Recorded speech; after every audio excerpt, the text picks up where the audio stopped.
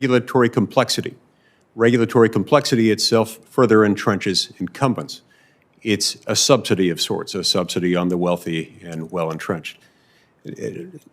I've got grave concerns about how tech companies can use their algorithms to harm users. Sometimes it's through censorship, sometimes it's through recommending inappropriate content to children. We actually see a lot of both of those things. But we shouldn't underestimate how government solutions can often end up potentially making that situation worse.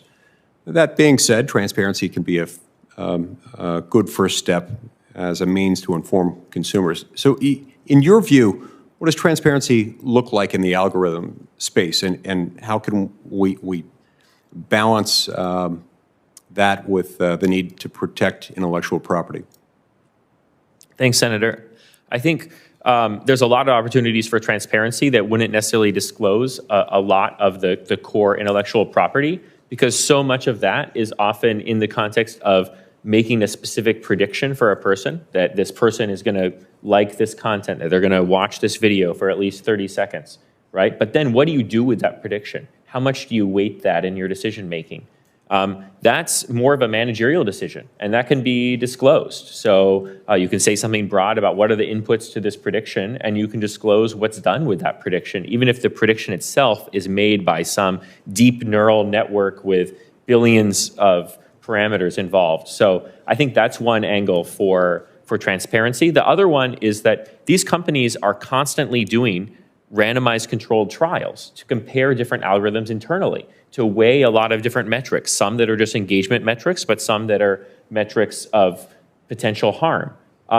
They could disclose more of the results from those. It's actually, I've relied in my testimony on the leaked Facebook files that covered one such A/B test that was conducted by Facebook, comparing their status quo feed with a reverse chronological feed, which ended up making them more money. In fact, showing they weren't optimizing just for money making, but also had a bunch of other harms. Those kinds of comparisons are really useful. And so I'd like to see a lot more openness about those in algorithmic impact and transparency reports.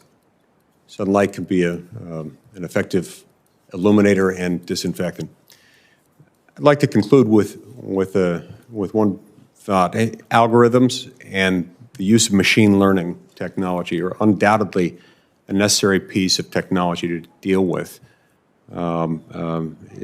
specifically with the continued use of the internet and the increased activity that we see on the internet. We also know this technology can be used for nefarious ends, and we certainly want to stop those activities. I think we need to approach this challenge with humility, understanding that the federal government's intervention into these complex issues could and probably would do a lot of things to make the situation worse.